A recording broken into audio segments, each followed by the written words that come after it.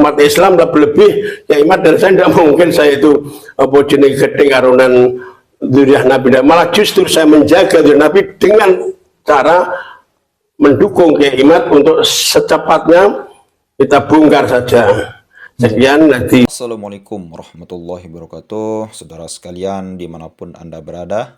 Pada kesempatan kali ini saya akan memutarkan sebuah video yang luar biasa sekali dan perlu kita simak, dan catatan bahwa ini merupakan salah satu video sebagai penguat daripada Kiai Haji Imaduddin dan kawan-kawan untuk menambah dukungannya. Nah, ini video yang berjudul Ketua MUI dan Mursyid Thariqah Rambang, Dr. Kiai Haji Fakih Mudawwam, dukung Kiai Haji Imaduddin Utsman Al-Bantani. Nah, ini merupakan kabar gembira bagi para pendukung daripada tesis Kiai Haji Imaduddin Al-Bantani. Oke, langsung saja mari kita sama-sama simak video berikut. Assalamualaikum warahmatullahi wabarakatuh. Waalaikumsalam warahmatullahi wabarakatuh. Alhamdulillah saya hari ini bisa bersama dengan beliau Al-Mukarram Kiai Haji Fakih Mudawwam. Dalam kesempatan ini sungguh, monggo Pak Dori, Pak Dori. Dalam kesempatan ini sungguh sebuah anugerah yang luar biasa. Kita ingin menggali dari pendapat beliau terkait dengan diskursus wacana publik yang sekarang ini sedang berkembang. Saya menyebut istilah diskursus kenasapan karena kita betul-betul berbicara tentang keilmuan, bukan terkait dengan kebencian. Karena kita nggak akan benci kepada siapapun, kita niatnya meluruskan sejarah dari perspektif keilmuan, bukan meluruskan sejarah dari perspektif kebencian. Karena nasab satu hal, keilmuan adalah hal yang lain. Bahkan kami dulu dalam tradisi Nahdlatul Ulama, sebagai santri, teman-teman santri, tidak pernah melihat nasabnya kiai kita. Dan kiai kita tidak pernah memamer-mamerkan nasabnya, tetapi kita menikmati itu semua sebagai sebuah ikatan genealogi keilmuan yang bersambung ila Nabi Mustafa Muhammad SAW. Nah, dalam kesempatan ini saya ingin bertanya pada Kiai Fakih. Kemarin Kiai Fakih sempat viral, terlihat sekali pendapat Kiai Fakih menguatkan hasil riset ilmiah Kiai Haji Imaduddin Utsman dan juga hasil saintifik kajian DNA, uji DNA dari Dr. Sugeng, juga kajian filologi oleh Profesor Dr. Manahem Ali. Mengapa Kiai Fakih menguatkan, mendukung diskursus nasab ini melalui kajian ilmiah Kiai Imaduddin Utsman, filologi dan uji DNA? Monggo Kiai. Ya, terima kasih. Memang begini, kemarin memang saya membuat seperti apa video dan sebagainya, yang intinya pertama kali umat Islam, utamanya Indonesia, kan sudah saya sampaikan bahwa umat Islam tidak mungkin benci dengan Rasul dan dzurriyyahnya. Yang paling pokok, umat Islam itu ingin benar-benar satu, ingin memuliakan dzurriyyah Rasulullah SAW yang benar. Jadi khawatir nanti kita memuliakan kemudian salah, yang dimemuliakan menurut perbuatan dan sebagainya untuk masyarakat ya begitu meresahkan. Itu sudah bukti nih. Jadi sehingga seperti Kiai Imaduddin mengadakan penelitian, hasil penelitian pustaka itu juga bagus, tidak boleh kita mencari nasab hanya husnudzon, itu tidak mungkin, tidak masuk akal itu. Gimana masuk akal ya? Jadi kita umat Islam harus benar-benar dengan ilmiah, tidak husnudzon. Jadi husnudzon itu kalau memang benar-benar, maka mungkin terjadinya ada penelitian Kiai Imat, mungkin saja itu kan karena perbuatan-perbuatan mereka yang dimuliakan ternyata meremeh atau menyela atau bahkan merendahkan bangsa kita, bahkan ulama-ulama kita direndahkan. Inilah timbul kiamat, dan saya memang sangat mendukung bahwa khawatir nanti benar-benar orang yang mengatakan itu Nabi ternyata tidak melihat sifat terjangnya itu sudah tidak yakin kalau itu ujuran Nabi, tidak yakin. Saya bersangkutan loh. Dalam arti akhlakul karimah. Nah, tetapi jelas dibersihkan Allah, dijaga. Tapi kenapa lebih saya sampaikan itu fatwa masa Kanjeng Nabi ridho dengan rampok gitu kan? Ini kan sudah sesat semuanya. Ini saya harus bicara semacam itu. Saya lihat 10 tahun terakhir ini seperti nampak fitnah sarok Kiai, mengatasnamakan cucu Nabi, tetapi core value, nilai-nilai keutamaannya tidak simetris dengan ajaran Nabi Mustafa. Nah, inilah yang harus kita buka. Benar-benarkah kalau itu memang masih ada yang mengakui hanya husnudzon, ya, atau mempunyai suudzon bagi siapa yang meneliti kemudian dianggap ini suudzon. Nah, ini sudah tidak akhlak Islam, itu tidak akhlak ilmiah. Itu buktikanlah dengan ilmiah. Biasanya husnudzon itu kan karena tidak ada masalah Kiai. Ini dilatar belakangi kondisi masalah yang menggambarkan fitnah sara, orang mengaku cucu Nabi dengan pola seperti itu. Dan yang kedua, ini sudah ada latar belakang hasil kajian riset ilmiah Imat, kajian DNA dan filologi. Masa masih husnudzon? Jadi jumplang gitu ya. Sebenarnya salah meletakkan husnudzon, salah kan begini contoh saja ya.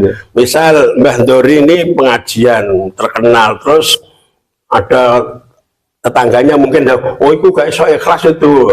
Saya husnudzon, jelas ikhlas itu husnudzon saya karena Mbah Dori itu berjuang. Berarti ini benar-benar Anda kan tidak, tapi kita husnudzon pada orang berbagus. Nah, kita mau tahu perbuatannya yang melanggar syariat kok di husnudzon gimana kan? Dan kelihatan hasil risetnya. Nah, risetnya sudah jelas kan, dari Imat, bahkan dari tes DNA itu kan jelas menolak. Lebih-lebih mengatakan mau ini ngaji kitab ahli ya. Monggo, saya sampai sekarang ya, jadi setiap malam Kamis saya itu masih menggunakan simtuduror.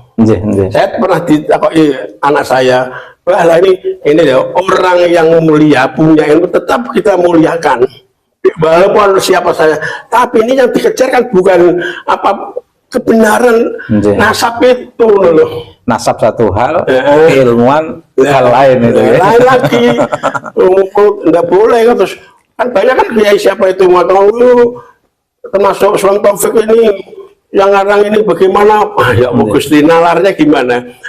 Ilmu juga tetap ilmu. Siapapun yang ngarang ilmu kita hormati dan kita agungkan. Ini kan katanya kan golei bener tuh ya ora itu pangkalnya itu.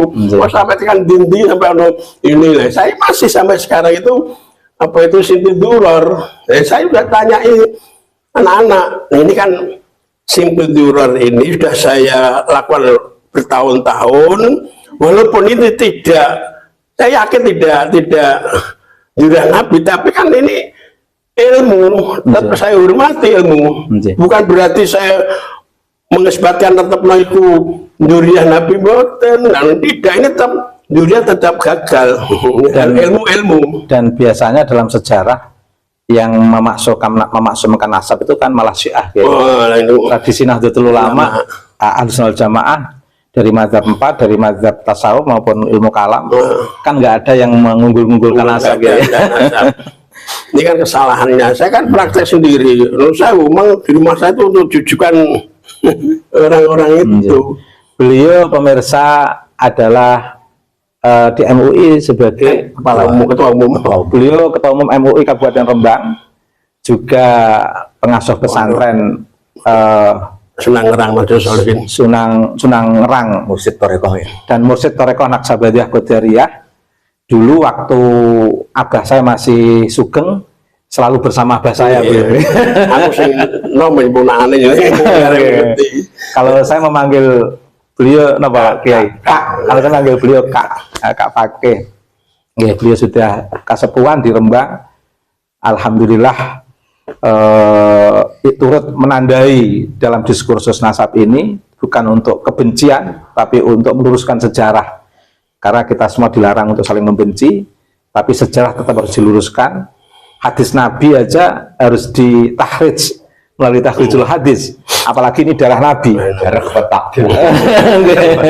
darah Nabi yang betul-betul sakral. Kalau nggak diverifikasi betul, nanti akan banyak distorsi yang mengatasnamakan cucu Nabi, tapi justru merusak ajaran Nabi Mustafa Muhammad SAW. Baik, Kiai, ada hal yang ingin Kiai sampaikan untuk menyemangati Kiai Imad dan teman-teman biar tetap semangat? Ya, terima kasih. Memang membuka suatu app yang sudah terbungkus ratusan tahun ini memang tidak seperti membuka apa itu telapak tangan semudah itu. Sebab apa? Sudah banyak orang-orang yang kadung sin cinta karo mereka-mereka. Ternyata ada penelitian yang mengatakan itu bukan durah Rasulullah SAW. Ini kan mungkin sulit untuk menghilangi. Tapi kalau kita benar-benar cinta kepada Nabi dan Duriah, kita legowo. Memang itu tidak durah Nabi. Bukti apa? Yang jelas bukti di masyarakat, akhlaknya, perkataan tidak sesuai karunan itu sudah haji Nabi. Itu kan sudah mencela, sudah menghina dari aturan syariat dan hukum Islam untuk di Indonesia. Ini satu. Jadi saya sangat bangga dengan Kiai Imad dan rekan-rekan yang istilahnya menggali benar-benar itu dia Nabi atau tidak, walaupun tesnya banyak bantah dan sebagainya, terserah. Pembuktian itu namanya pembuktian tes itu menggunakan pustaka kan, dari sejak dulu sampai sekarang. Kemudian sudah didukung DNA. Lah kalau kita tidak percaya mau apa? Ini maka saya sangat setuju, bukalah sak benarnya, sehingga zuriyah Rasulullah yang benar dan ajaran Rasulullah benar-benar terjaga. Ini kan sudah diperintah juga kan untuk meneliti orang-orang yang dicurigai. Ini jelas. Jadi saya sangat bangga dan saya hanya mendoakan mudah-mudahan hal yang tidak benar dan mulai kita buka, mudah-mudahan bisa terbongkar. Dan saya minta pada masyarakat, utamanya umat Islam, monggo kita memuliakan ulama kita yang selama ini diremeh, saya habis cilik wae wani karo ulama-ulama, apalagi ngomong. Nah ini harus kita jaga, dan ternyata sejarah-sejarah kita banyak yang dirubah. Ini jagalah sejarah kita, sejarah Nusantara, kita Duriai Sopo, sing merdeka iku sopo, kita harus sadar. Kalau kita hanya tadi mencintai seseorang tanpa dasar, ini nanti akan buta, tidak bisa berpikir dengan jernih tatkala kita sudah namanya cinta buta. Maka cinta buta dihilangi, tidak ada. Lebih-lebih umat Islam, lebih-lebih ya Imad dan saya tidak mungkin saya itu apa jenis gedeng karunan Duriah Nabi, malah justru saya menjaga Duriah Nabi dengan cara mendukung Kiai Imad untuk secepatnya kita bongkar saja. Sekian, nanti kesabaran, butuh kesabaran berapa tahun nanti baru masyarakat Indonesia atau Nusantara baru sadar, mungkin membutuhkan beberapa tahun. Mungkin kalau sekarang kan namanya buka, orang mungkin apa buka pintu apa katakan apa membalikkan tangan, tidak mungkin. Masih banyak yang, dan saya mohon orang-orang yang benar-benar ini saya yang membantah punyaannya Kiai Imad itu gunakanlah dalil yang benar. Bola-balik saya ditokno, saya juga ngelem Duriah Kanjeng Nabi, dalil dibuka IKP kitab yang dalil ya semacam itu yang menjadi pokok ada goleki benar sisi lah apa orang itu, jangan ditunjukkan yang gede karo Duriah dan sebagainya. Wah, kita mendukung. Sekian, kemudian kita bisa sadar sebenarnya ini bukan berarti saling menghina. Sebenarnya habaib saya jelaskan kemarin kan hanya video kan hanya orang-orang yang mengaku ini legowo. tesis dikejar dan buktikan DNA. Kalau kita sudah tidak mengakui namanya ilmiah, kemudian apa kita akan tertinggal, akan tergerus dengan kemajuan zaman dan ilmu teknologi. Sekian, assalamualaikum warahmatullahi wabarakatuh. Tadi ada puisi yang mau dibaca Kiai. Dereng. Oh, nggak ada. Ya, Baik, terima kasih. Jadi beliau ini meskipun siap tapi mau memberkahi pesantren Asufah. Amin, amin. Kehadiran beliau sangat memberkahi pesantren Asufah dan memberkahi adiknya. Memberkahi adiknya karena kebetulan beliau pernah kakak sama saya dan sekarang di MUI Kabupaten Rembang sebagai ketua umum dan Mursyid Thorekoh Naksabandiyah Qadariyah. Jadi teringat ketika para Mursyid Thorekoh di Cilegon berlawanan dengan Belanda yang didukung Habib Usman ya, itulah. Baik, terima kasih pemirsa, semoga berkah. Kehadiran beliau dalam diskursus ini sangat memberkahi karena memastikan bahwa diskursus keilmuan itu tidak ada salahnya. Karena ilmu Islam sangat menghargai ilmu pengetahuan, Islam sangat menghargai aturas, Islam sangat menghargai para amilin, Islam sangat menghargai sejarah. Nasab Nabi saat itu aja diverifikasi oleh masyarakat jahiliyah dan Nabi bisa menjelaskan dengan tepat. Ketika Nabi mengaku sebagai zuriyah Ibrahim, masyarakat tidak percaya, tapi Nabi bisa menjelaskan dengan clear sehingga masyarakat percaya kalau Nabi adalah dari madzahirul ummah, dari Nabi Ibrahim yang sampai kepada Nabi Muhammad SAW. Dan kita pun sekarang kalau ada orang mengaku zuriyah Nabi juga harus diverifikasi. Nabi pun diverifikasi dan cocok, bisa mempertanggungjawabkan Nabi. Nabi sendiri nggak tersinggung ketika diverifikasi nasab beliau dan beliau bisa mempertanggungjawabkan nasab beliau. Bahkan catatan nasab Nabi Muhammad itu tercatat secara internal maupun eksternal, sehingga catatan nasab itu tidak hanya dirinya sendiri yang mencatat, tapi juga orang lain yang mencatat. Begitu, terima kasih Yai, semoga berkah. Amin, amin. Akhirnya, assalamualaikum warahmatullahi wabarakatuh. Waalaikumsalam. Oke, saudara sekalian, luar biasa sekali apa yang disampaikan oleh Kiai Haji Mudawam tadi sebagai MUI ya, dan Mursyid Thorekoh Rembang. Nah, ada beberapa catatan dalam catatan saya terkait masalah apa yang disampaikan oleh Kiai Haji Mudawam tadi. Yang pertama, kata beliau, kami di sini memuliakan Habib-Habib yang berilmu. Intinya seperti itu. Habib-Habib yang memang sudah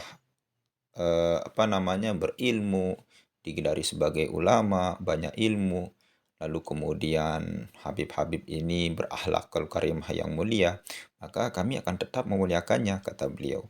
Tapi ini yang menjadi pertanyaannya, Habib-Habib yang mengatasnamakan dirinya sebagai zuriyah Nabi, lalu kemudian akhlaknya itu tidak mencerminkan daripada apa yang diajarkan oleh baginda Rasulullah SAW. Nah, ini yang menjadi pertanyaan bagi kami. Nah, itu yang salah satu yang disampaikan oleh Kiai Haji Mudawam tadi. Dan yang kedua, dalam catatan saya yang sangat penting perlu kita ingat, yaitu tidak mungkin umat Islam tidak memuliakan zuriyah Rasul. Nah, jadi ada framing-framing yang mengatakan bahwa ketika Kiai Haji Imaduddin mempertanyakan daripada nasab dari klan Ba'alawi ini, ada yang mengatakan bahwa Kiai Haji Imaduddin dan kawan-kawan itu meragukan daripada zuriyah Nabi. Bahkan ada yang mengatakan bahwa Kiai Haji Imaduddin dan kawan-kawan itu tidak memuliakan Rasul. Nah, itu merupakan framing-framing yang sesat dan tidak benar.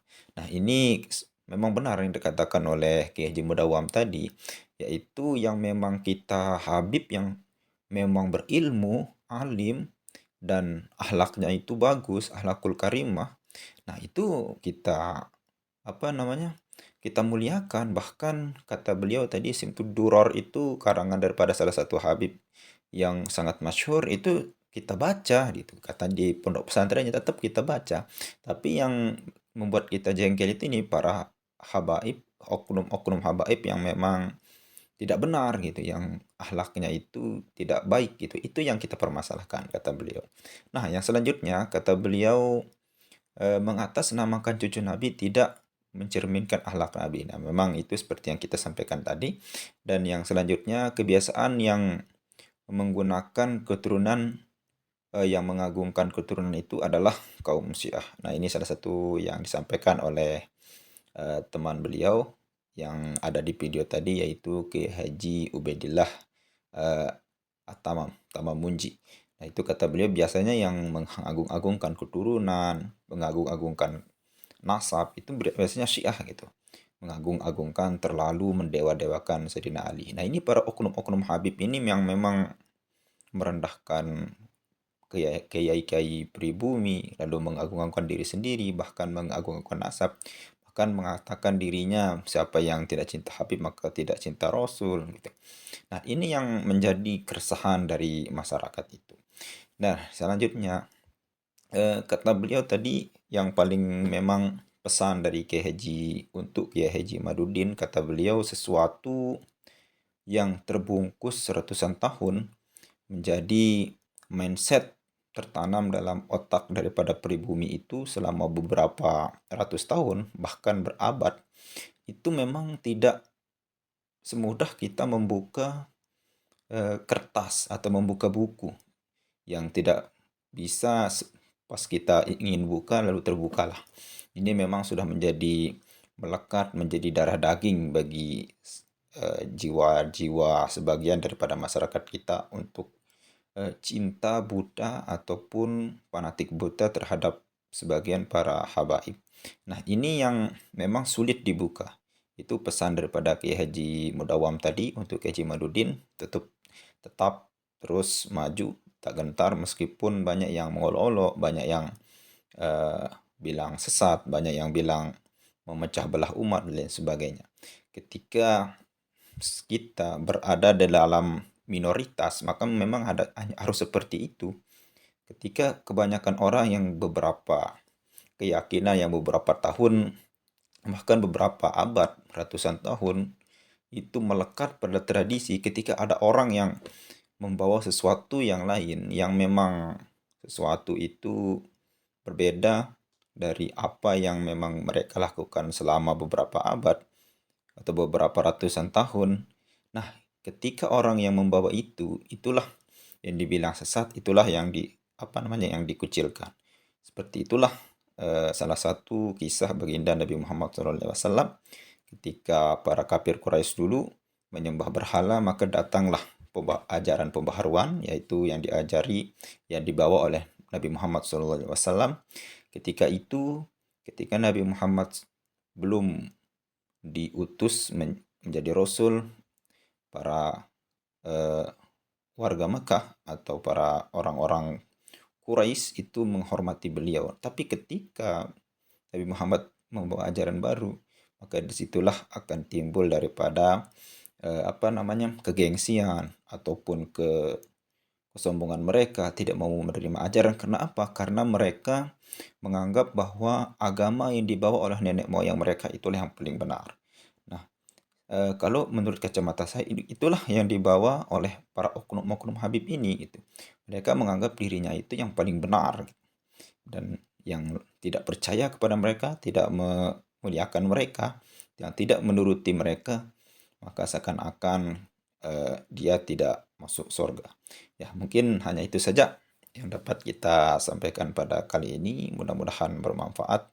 Adapun yang perlu kita diskusikan, mari kita diskusi dengan kata-kata yang bijak, kata-kata yang sopan di kolom komentar. Sekian, Assalamualaikum warahmatullahi wabarakatuh.